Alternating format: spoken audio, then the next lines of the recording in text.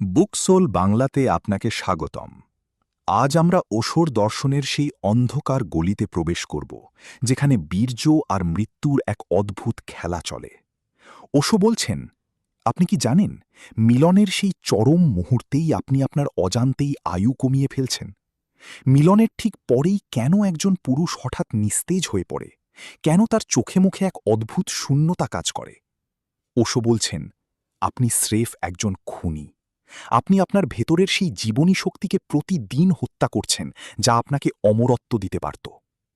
আজ এই পর্বে আমি পর্দা সরাবো ওশোর সেই গোপন স্থির মিলন বা ভ্যালি অর্গ্যাজম থেকে। জানাবো কিভাবে বীর্যপাত না করেও ঘণ্টার পর ঘণ্টা সেই আনন্দ ধরে রাখা যায়।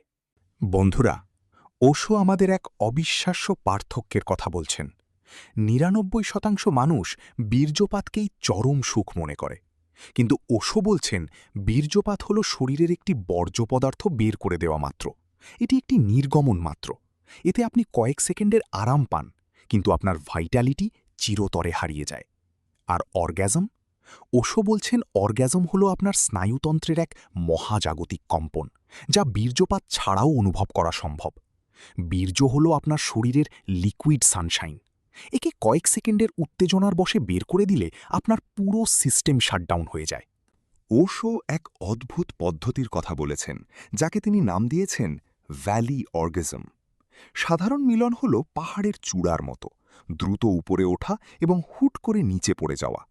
কিন্তু ভ্যালি অর্গাজম হল শান্ত উপত্যকা। যখন আপনি বীর্যপাত না করে সেই উত্তেজনাকে ভেতরে ধরে রাখতে পারেন, তখন সেই শক্তি বাষ্পীভূত হয়ে আপনার সূক্ষ্ম নাড়িগুলোর ভেতর দিয়ে উপরে উঠতে শুরু করে। তান্ত্রিক রসায়নে একে বলা হয় ইনার অ্যালকেমি।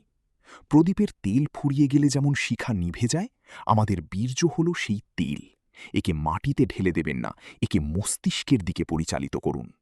আপনার ভ্রূযুগলের মাঝখানে পিন ফলের মতো ছোট একটা গ্রন্থি আছে, যাকে বিজ্ঞান বলে পিনিয়াল গ্ল্যান্ড, আর ঋষিরা বলেন তৃতীয় নয়ন।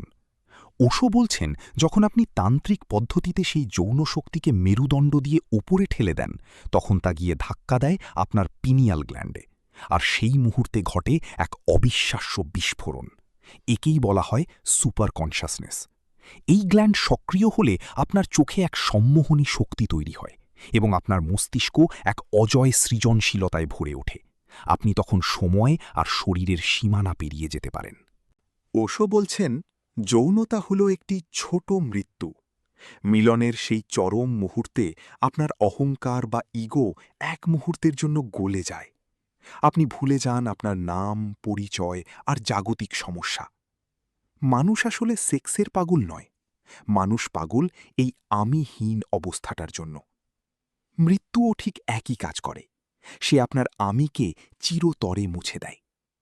যারা যৌনতার এই ছোট মৃত্যুর স্বাদ সচেতনভাবে নিতে শিখেছে, তারা মৃত্যুকে আর ভয় পায় না, কারণ তারা জানে অহংকারহীন হওয়া মানেই পরম আনন্দে মিশে যাওয়া।